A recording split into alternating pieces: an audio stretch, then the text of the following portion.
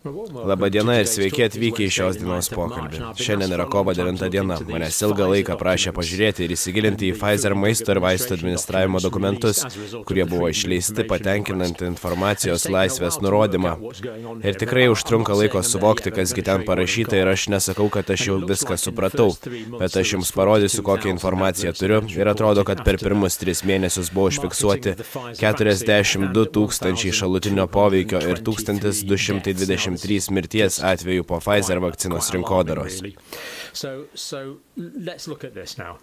Tai tikrai kelia susirūpinimą, pažiūrėkime štai čia.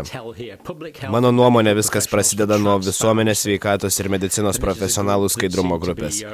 Tai yra grupė, kuri nori būtent to, jie nori skaidrumo ir yra surašytas didžiulis sąrašas prestižinių, labai kvalifikuotų žmonių, kurie pasirašė dokumentą šioje grupėje.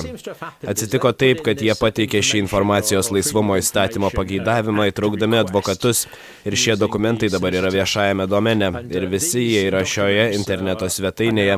Taigi aš sudėjau nuorodas, kad jūs galėtumėte juos pamatyti patys, ir dauguma iš jų ką tik buvo išleisti dėl informacijos laisvumo nurodymo.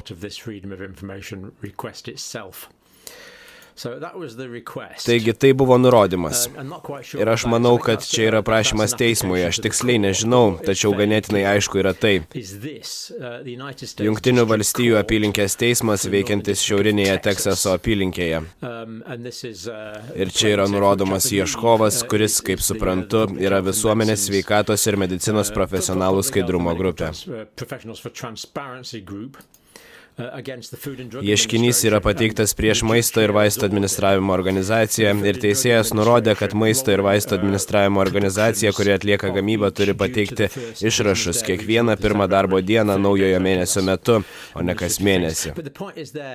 Gerai, tai yra administraciniai dalykai. Esmė yra tame, kad FDA išleis 10 000 puslapių po pirmų 2 gamybų ir išleis 80 000 puslapių gegužės 2 dieną, birželio 1 arba liepos 1. Taigi yra nurodoma išleisti didžiulės duomenų apimtis. Pirmiausia, kylantis klausimas mano galvoje yra, kodėl šie duomenys dar nebuvo paskelbti viešai. Mes tikrai norėtume žinoti šią informaciją, priimdami tikslius sprendimus dėl savo sveikatos. Ši medikų grupė, jei mes paspaustumėme ant jų tinklapio, ir čia mes galime spustelėti ant Pfizer dokumentų, ir vienas iš dokumentų, į kuriuos aš šiandien gilinsiuosi, yra šis. Porinkodarinė patirtis.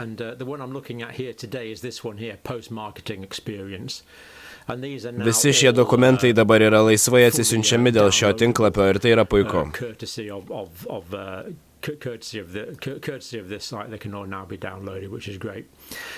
Tai yra dokumentas, į kurį mes tikslingai norime pažiūrėti.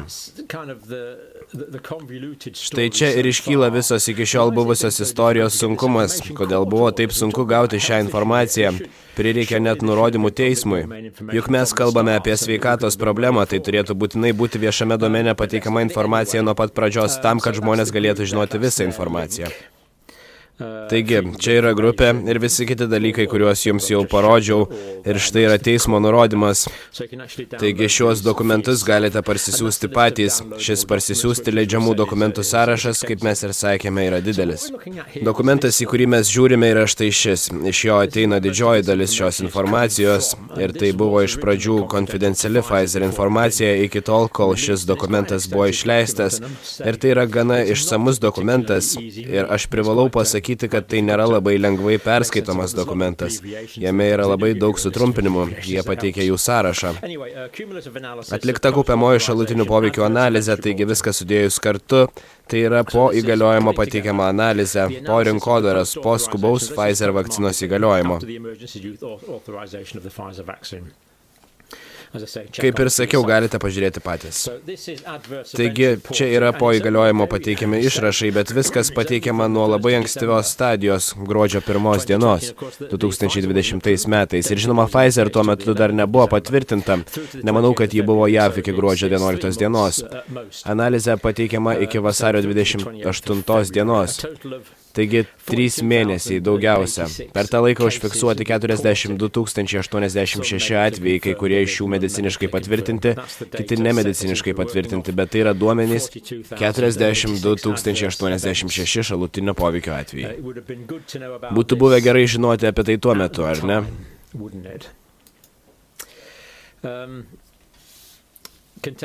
Visa tai sudaro 158 000 skirtingų poveikių.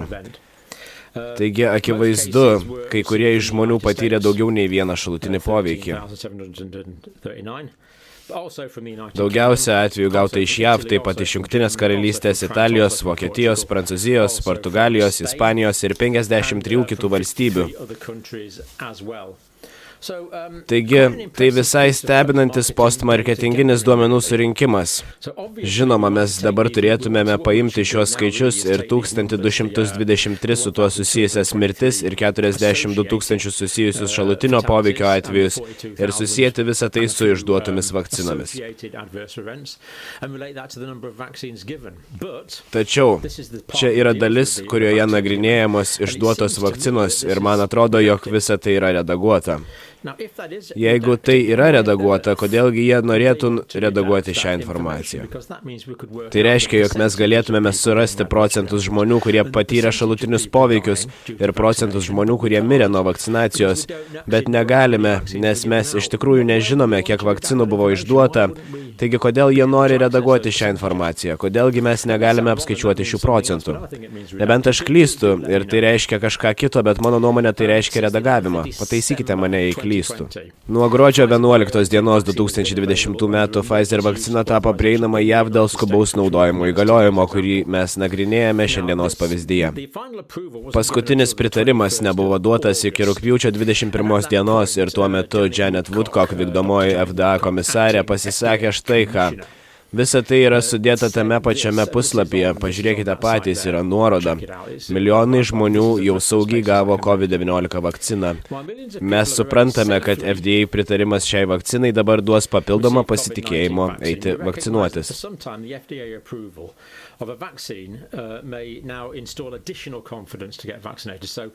Taigi tai yra perėjimas nuo skubaus pritarimo vakcinai iki formalaus pritarimo. Ji mini saugumą, bet šiuo metu ji jau turėjo turėti prieėjimą prie šio dokumento. Taigi kaip galima sakyti, kad tai yra saugu, jei jau buvo 1223 su tuo susijusios mirtys? How would you say it's safe when this document is indicating there's been 1,223 associated deaths? Tai yra šioji redaguota dalis. Jūs galite tai parsisiųsti ir patys gauti savo PDF versiją ir gauti šią labai naudingą informaciją. Tik kaip jau sakiau, ją nelabai lengva gauti ir suprasti. Man prireikia daug pastangų tai perprasti.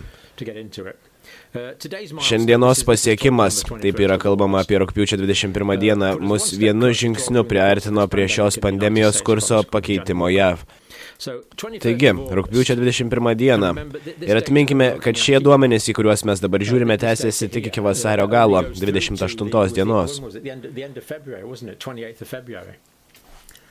Jei ji turėjo prieigą prie šių duomenų, kaip ji gali sakyti, kad tai yra saugu? Leiskite man žinoti, ar jūs tai suprantate, nes man tai neatrodo logiška.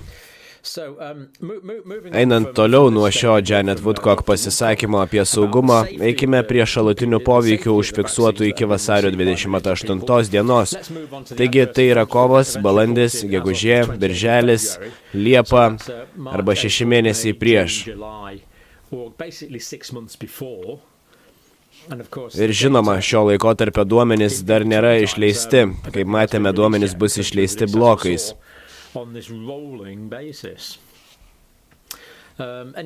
Informacija, spėjama, buvo prieinama tiems, kuriems buvo leidžiama tai matyti vasario gale.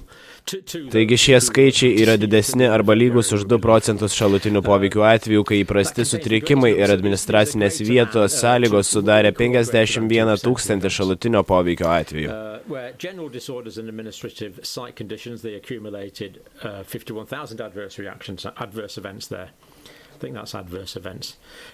Nervinės sistemos sutrikimai. Šios vakcinos, kurios buvo saugiai išduodamos, yra siejamos su 25 957 nervinės sistemos sutrikimais.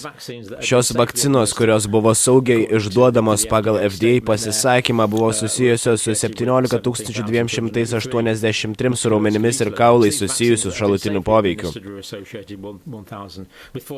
Šios vakcinos buvo susijusios su 14 096 virškinimo trakto šalutiniais poveikiais. Mes galime tęsti ir tęsti, matome skaičius patys. Štai 4610 infekcijos atvejų. 8,884 infections and infestations, 4,610. Kartais aš perskaitau šiuos skaičius neteisingai, taigi jei perskaitau neteisingai, tas skaičius, kuris yra parašytas, yra teisingas. Aš kartais turiu sunkumų skaitant skaičius, filmuodamas vaizdo įrašus. Apsinuodijimai ir procedūrinės komplikacijos. Taip pat širdies ir kraujagyslių šalutiniai poveikiai, kurie yra ypač įdomus, jie yra trumpinami AESI. Dalis atvejų, nes žinoma, mes kalbėjome su Kailu ir Adamu ir kitais žmonėmis apie šalutinius širdies ir kraujagyslių poveikius. Taigi, tokių atvejų yra 1403. 3,3 visų po marketinginių atvejų, ne 3,3% iš žmonių, kurie skiepijosi vakcina, bet 3,3 žmonių iš tų, kurie turėjo šalutinius poveikius. Not 3.3% of people that had the vaccine, 3.3% of the adverse events dating set. Viskas yra prieinama atsisiuntus, viskas yra sudėliota visai neblogai apie ypatingai svarbius šalutinius poveikius, kurie buvo pastebėti saugiai naudojant šią vakciną. About the adverse events of special interest that had been noted during the safe administration of this vaccine. Aš manau, kad jūs matote, kad aš nesu laimingas dėl šios situacijos. Taip pat duomenys yra išskirstyti į mediciniškai patvirtintus ir nepatvirtintus. Apibendrinimas ir galutinės išvados. Matome, jog išrašas yra ilgas, susideda iš daugybės duomenų ir aš tiesiog noriu patikrinti, nes manimi pasižymėtos galutinės išvados nurodo, kad prieinamų duomenų peržiūra tyriant šią kaupiamąją analizę patvirtina, kad yra teigiamos naudos ir rizikos santykis naudojant Pfizer vakciną. Tai atrodo kaip galutinės šio dokumento išvados. Man sunku matyti, ar tikrai taip yra sakoma. Aš žinau, kad taip yra sakoma, nes aš tai iškirpau iš dokumento. Imant viską, kas buvo pasakyta, ar tai yra jų galutinės išvados? Jūs tikriausiai aiškiai to nematysite, bet taip ir yra sakoma, tai jų galutinės išvados. Jie apibendrina, kad rizikos ir naudos santykis yra geras. Pridedant prie viso to, taip pat yra aprašomi ypatingai svarbus šalutiniai poveikiai ir štai čia yra sąrašas. Vėlgi, jūs negalėsite matyti, bet panašu, jog tai šimtai sindromų ir visi šie sindromai ir būklės, kurios yra ypatingai svarbios, yra siejamos su laikotarpiu po vakcinos.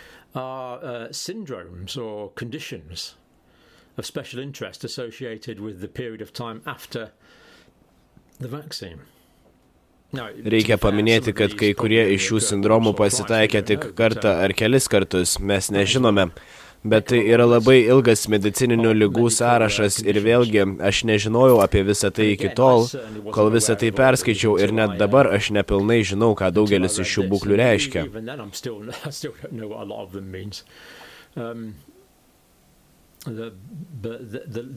Sąrašas yra ilgas ir tikrai neįtikėtinas. Kodėlgi mes apie tai nežinojome tuo metu? Nes jeigu mes būtume apie tai žinoję, mes būtume galėję atidžiau žiūrėti į vakcinas. Peteris Marksas, daktaras, FDA biologinio įvertinimo ir tyrimo centro direktorius, sako, kad ir aš manau, kad tai yra iš FDA puslapio, į kurį aš jums jau rodžiau nuorodą anksčiau. Jeigu aš teisus, visa tai buvo rašoma rugpjūčio 21 dieną arba išleista rugpjūčio 21 dieną ir kaip mes žinome, ši data jau buvo prieš 6 mėnesius. Jis sako, mūsų mokslo ir medicinos ekspertai atliko neįtikėtinai didelį ir apgalvotą šios vakcinos vertinimą. Mes įvertinome mokslinius duomenis ir informaciją. 100 000 puslapių.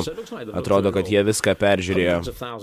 Viskas atlikta per mūsų pačių Pfizer vakcinos saugumo ir efektyvumo analizę ir atlikome detalius gamybos proceso įvertinimus. Jis sako, visuomenė tikisi saugios ir efektyvios vakcinos.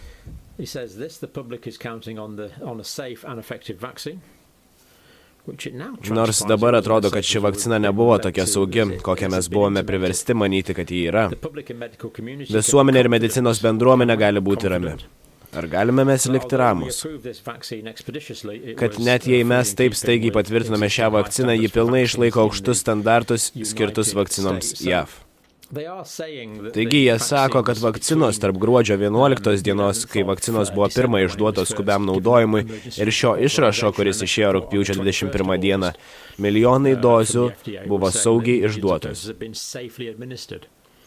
Aš leisiu jums nuspręsti, ar ši informacija, kuri ką tik buvo išleista, parodo saugų naudojimą. Kai tik mes pažiūrime į kelias iš šių galimų susijusių šalutinių sąlygų, aš tikrai esu sutrikęs ir taip pat mes matėme, kad politikai ir medicinos lyderiai visą laiką sakė, kad ši vakcina yra saugi ir efektyvi, bet aš galiu tik spėti, nes nežinau, aš žinau, kad šie duomenys buvo prieinami FDA JAV, ar šie duomenys buvo prieinami atsakingoms institucijoms Jungtinėje karalystėje, Kanadoje, Vokietijoje, Australijoje. Aš spėčiau, kad taip.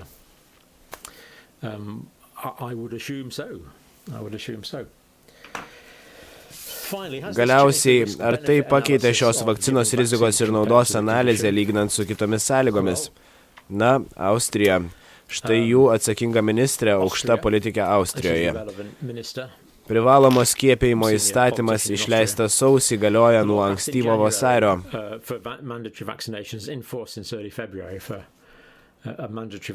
Aš atsimenu, jog mes šią temą tuo metu palietėme. Ši politikė dabar sako, kad tai nėra proporcinga, nes egzistuoja ganėtinai lengvi simptomai, kuriuos patiria daugelis žmonių užsikrėtusių Omikron atmaina. Atrodo, jog Pfizer ir FDA padarė išvadas, kad rizikos ir naudos santykis buvo naudingas ankstyvoje 2021 metų stadijoje. Mes galėtume apie tai pasiginčyti, žinodami, jog buvo 1223 susijusios mirtys susijusios su nežinomu skaičiumi suleistų Pfizer vakcinų, taigi aš tikrai ginčyčiausi, ar santykis yra geras. Dabar mes susipažįstame su rizika žiūrint į Pfizer vakciną. Mes nežinome pilnų detalių apie kitas. Dabar mes susipažįstame su rizika dėl šio informacijos laisvumo ir galime šią riziką palyginti su žinoma rizika užsikrėtus Omikron. Rizikos ir naudos santykis pasikeitė, galbūt tai turėtų atsispindėti ir vakcinų politikoje. Aš privalau pasakyti, kad jaučiuosi sutrikęs. Kodėlgi prireikė tik teisėjo parašo? Kasgi čia? Risk that we are now learning about due to this freedom of information activity and compare that to the known risk from Omicron. It's maybe time for a new... The risk-benefit analysis has changed. Maybe that needs to change through into policy. But I must say, I just feel so... You know, why on earth does it take the signature from a judge? Really? What is that about? Taigi mes išmokome apie dalykus, apie kuriuos tuo metu nežinojome ir tuo metu pasitikėjome aukštesnių žmonių žodžiais.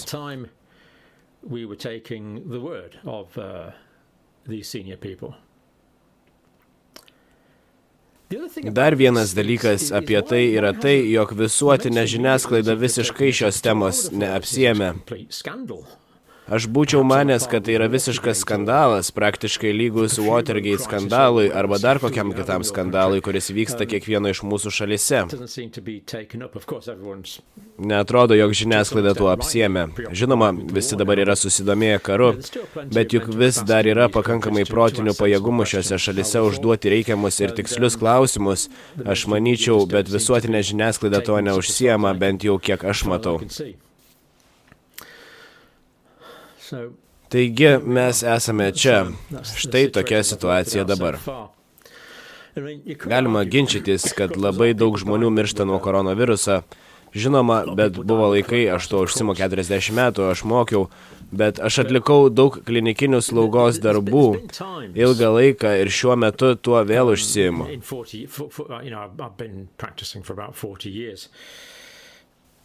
Bus akimirkų, kai nesugebėsime išsaugoti žmogaus gyvybės, žinoma.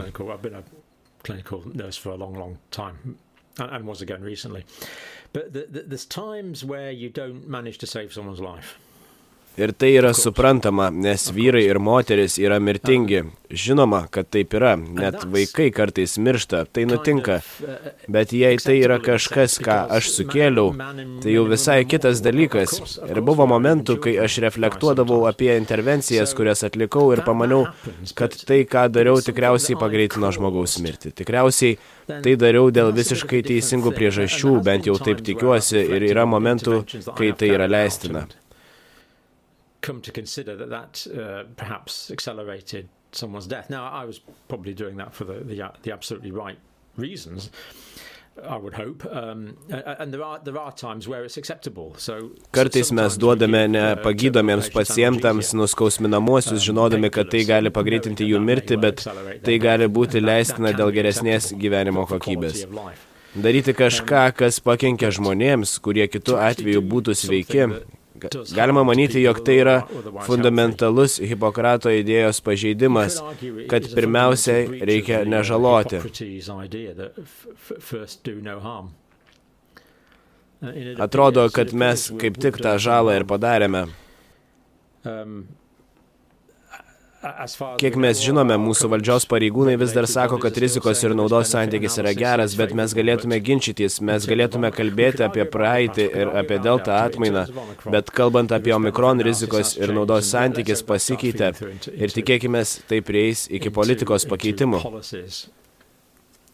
Dar vienas dalykas, ką tai pakeitė, mano akimis tai visiškai sunaikino pasitikėjimą valdžia, nes mes matėme aukštus pareigūnus sakant, kad tai yra saugu ir efektyvu, o pasirodo, kad jų saugumo suvokimas ir mano saugumo suvokimas yra tikrai skirtingi. Ar mes pasitikėsime šiais žmonėmis ateityje? Tai yra visiškai kitas klausimas, tikriausiai aš šiek tiek nusišneku, bet priežastis, kodėl dauguma vyriausybių netikėjo, kad rusai gali užpulti Ukrainą, nebuvo ta, kad vyriausybių pareigūnai nebuvo pakankamai protingi, bet tai buvo todėl, kad Colinas Powellas ir jo draugai sakė, kad Sadamas Husseinas, Tony Blairas ir visi kiti tuo metu žymus žmonės sakė, kad Sadamas gali mums pagrasinti masinio naikinimo ginklais per 45 minutes dėl apgaulingos žvalgybos. Taigi pasitikėjimas buvo prarastas ir aš tai matau kaip pretekstą JAV invaziją į Iraką. Ir dabar, kai pavojus buvo tikras, žmonės tuo nepatikėjo. Taigi ar situacija šioje vietoje yra analogiška, ar bus kažkas ateityje, kai mums tikrai labai reikės pasitikėti savo medicinos sistemos lyderiais ir kaip dabartinės situacijos dėl šių COVID dokumentų rezultatas gali būti kai kurie iš mūsų jau nebepasitikės medicinos sistema. Tiesiog apsvarstykime šią idėją. Ačiū, kad žiūrėjote.